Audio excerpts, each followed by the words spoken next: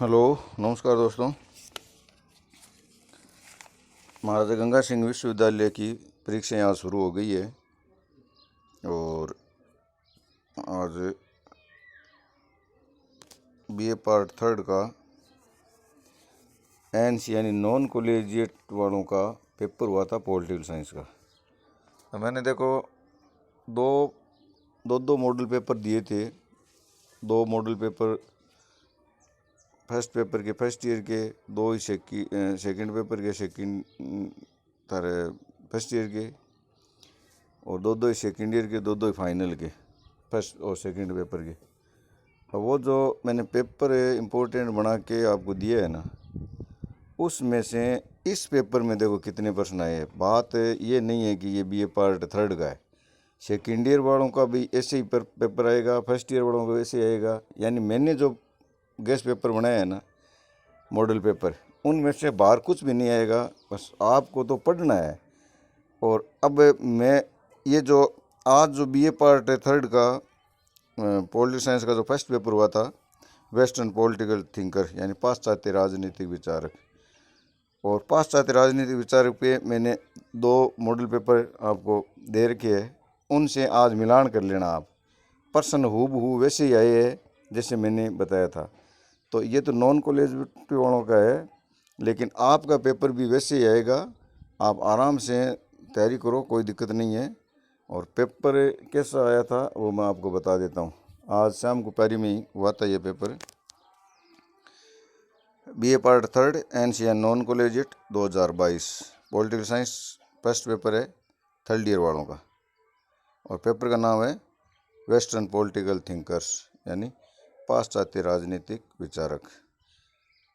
अब देख लो, ये तो निर्देश है, वो निर्देश तो आपको इसमें तो देखने नहीं है। वो निर्देश तो आपके जो परिचय पत्र भी है ना, उसमें जो दिए हुए हैं ना, जैसे पहली यूनिट में 7 करने, दूसरी में 3 करने, और लास्ट यूनिट तीसरी यूनिट में 1 प्रश्न करना, वो तो आपको वैसे ही करना है।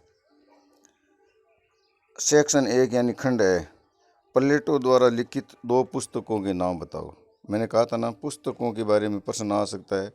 यहाँ देखो, प्लेटो के 2 पुस्तकों का नाम पूछ लिया।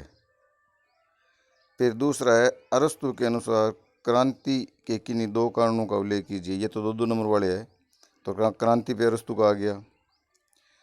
थॉमस एक्विनास के अनुसार शाश्वत कानून को परिभाषित कीजिए। यानी थॉमस एक्विनास ने 4 प्रकार के जो कानून बताए ना, उनमें से एक प्रश्न देख लो, यहाँ भी आ गया। फिर मैकियावेली के अनुसार मानव स्वभाव है ना, मानव स्वभाव के बारे में मैकियावेली के विचार है। मनुष्य स्वार्थी होता है, झगड़ालू होता है, ईर्ष्यालु होता है ना, सब प्रेमी होता है। तो 2 नंबर का मैकियावेली पे भी आ गया।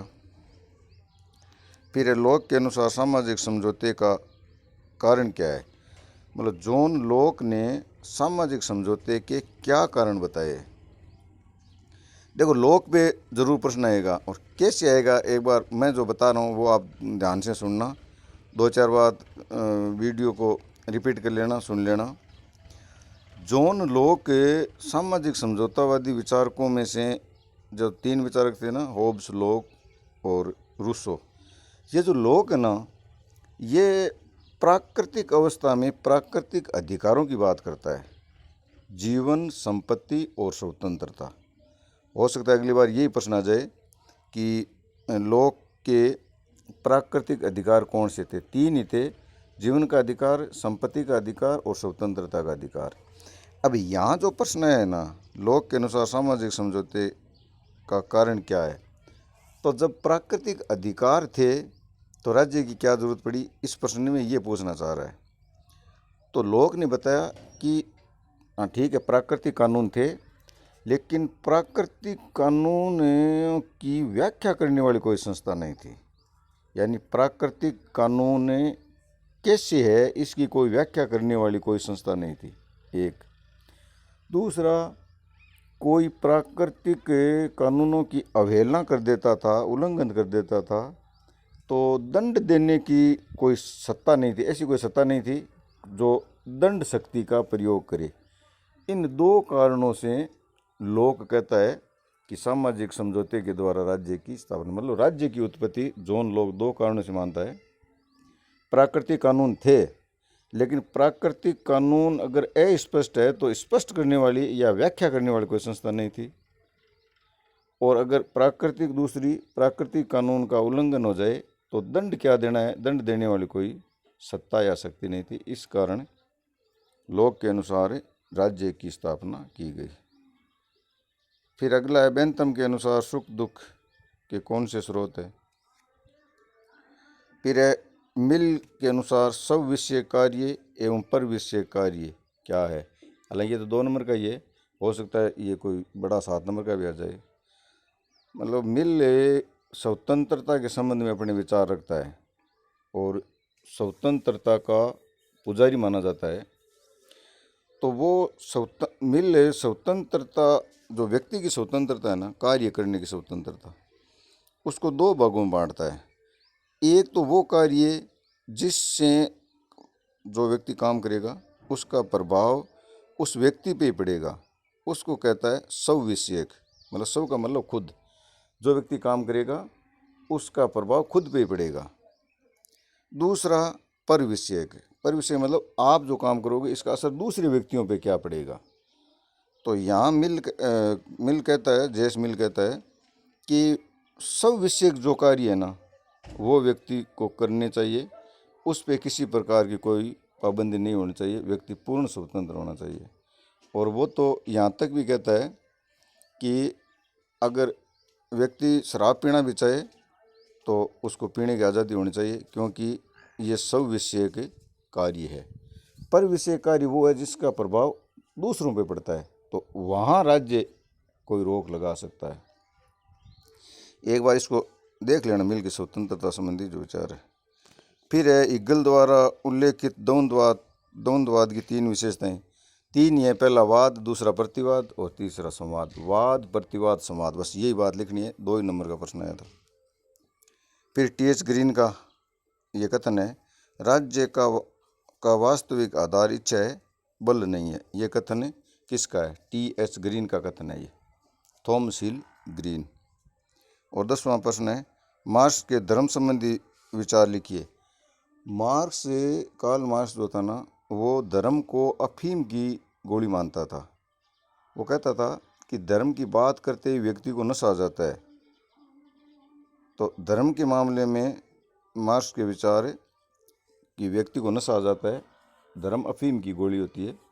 ये प्रश्न आए थे, और ये आप वो जो मैंने वीडियो बनाए थे ना उन पे आप मिलान कर लेना, वही प्रश्न है। और अब इतना समय नहीं है कि आप मिलान करो, मेरे पे विश्वास करके और इन प्रश्नों को एक बार और देख लो।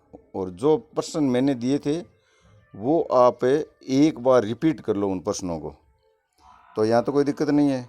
अब देखो सेकंड यूनिट बताता हूँ, वहाँ भी कोई दिक्कत नहीं है। सेक्शन बी यानी खंड ब, इसमें 5 प्रश्न और 5 अथवा वाले, आपको कोई 3 करने हैं। आपको प्रवेश पत्र भी लिखा हुआ है। प्लेटो के दार्शनिक राजा पर एक संक्षिप्त टिप्पणी लिखिए। इसका अथवा है नागरिकता पर अरस्तु के विचार। और मैंने उस दिन बताया था ना, अरस्तु यूनानियों को नागरिक मानता है, दासों को नागरिक नहीं मानता था। फिर ये मैंने प्रश्न है जैसे के जैसे दिया था, उसमें एक्विनास को मध्यकाल के अरस्तु के रूप में जाना जाता है। यानी मैंने प्रश्न दिया था एक्विनास मध्य युग का अरस्तु था, स्पष्ट कीजिए, वही प्रश्न है। फिर इसका तो है मैकियावेली के राजनीतिक चिंतन में आधुनिक तत्वों को बताइए। अब मैंने कहा था ना मैकियावेली पे प्रश्न आएगा, प्रश्न कैसे ही आ जाए। मैकियावेली पे वो जो 7-8 पॉइंट है ना, आपको तो वही लिखनी है। बात वही है, प्रश्न घुमा दिया लेकिन उस प्रश्न का उत्तर ही वही है। मैंने प्रश्न लिखा था मैकियावेली को आधुनिक युग का शिशु कहा जाता है। मैकियावेली आधुनिक युग का शिशु था, मतलब उसके जो विचार थे, आधुनिक जो विचार है, आधुनिक युग है उससे मिलते जुलते हैं। अब इस प्रश्न को गौर से देखो, मैकियावेली के राजनीतिक चिंतन में आधुनिक तत्वों को बताइए, बात वही है। फिर अगला प्रश्न है होब्स द्वारा प्रतिपादित संप्रभुता की अवधारणा क्या है। इसका अर्थ है लोक के सामाजिक समझौते का परीक्षण कीजिए। ये प्रश्न मैंने दिया था। फिर है अगला, जे.एस. मिल द्वारा बेंथम के उपयोगितावाद में किए गए संशोधन की विवेचना कीजिए। इसका तो है बेंथम के अधिकारों संबंधी विचारों पर टिप्पणी लिखिए। फिर छठा है ईगल के द्वंद्वात्मक आदर्शवाद को समझाइए। और इसका अथवा है इतिहास की आर्थिक व्यवस्था पर कार्ल मार्क्स के विचार। मैंने कहा था ना, मार्क्सवाद को ठीक से देख लेना। अब इन 10 प्रश्नों में से आपको कोई 3 करनी है। मेरे हिसाब से इन प्रश्नों में आपके कोई दिक्कत नहीं है। फिर खंड 3 में सी यूनिट में आपको 1 प्रश्न करना है। 5 प्रश्न आज कौन कौन से है तो वो मैं आपको बता देता हूँ। प्लेटो के शिक्षा संबंधी सिद्धांतों की व्याख्या कीजिए। प्लेटो की शिक्षा सिद्धांत पे मैंने एक वीडियो बना रखा है, और शायद नहीं बना रखा है तो मैं 1-2 दिन में वो वीडियो डाल दूंगा, उसको ठीक से देख लेना। ये प्रश्न मतलब अपना जो रेगुलर वालों का पेपर है ना, उसमें आने की पूरी संभावना है। फिर क्रांति पर अरस्तू के विचारों को स्पष्ट कीजिए। ये प्रश्न भी महत्वपूर्ण है। इन दोनों प्रश्नों को याद कर लेना, एक प्रश्न वहाँ मिल जाएगा आपको। फिर होब्स लॉक और रूसो, मैंने उस मॉडल पेपर में ऐसा ही प्रश्न दिया था कि मुख्य विचारों की तुलना कीजिए। तीनों सामाजिक समझौतेवादी विचार के राज्य की उत्पत्ति का आधार सामाजिक समझौता मानते हैं, और तीनों के बारे में थोड़ा थोड़ा लिखना था। फिर अगला है बेंथम के उपयोगितावाद के आधारभूत सिद्धांतों की व्याख्या कीजिए। और अंतिम प्रश्न आया था मार्क्सवाद पर एक निबंध लिखिए। मैंने प्रश्न वैसे ही दिया था, मैंने प्रश्न दिया था मार्क्सवाद के प्रमुख सिद्धांतों का परीक्षण कीजिए। बात वही है, 5-7 उसके जो सिद्धांत है ना, इतिहास की आर्थिक व्याख्या, द्वंद्वात्मक भौतिकवाद है ना, अतिरिक्त मूल्य का सिद्धांत, थोड़ा थोड़ा उनको देख लो और ये प्रश्न कर लो। एक बात और दोस्तों, आप अब परीक्षा की सीजन है और 1.5 घंटे का पेपर है। मेरी बात मानो, एक बार इन प्रश्नों को ठीक से देख लो। मैंने जो मॉडल पेपर बनाए थे उन प्रश्नों को ठीक से देख लो, आपके नंबर बहुत शानदार आएंगे अगर मेरी आप बात मानोगे तो। थैंक यू दोस्तों।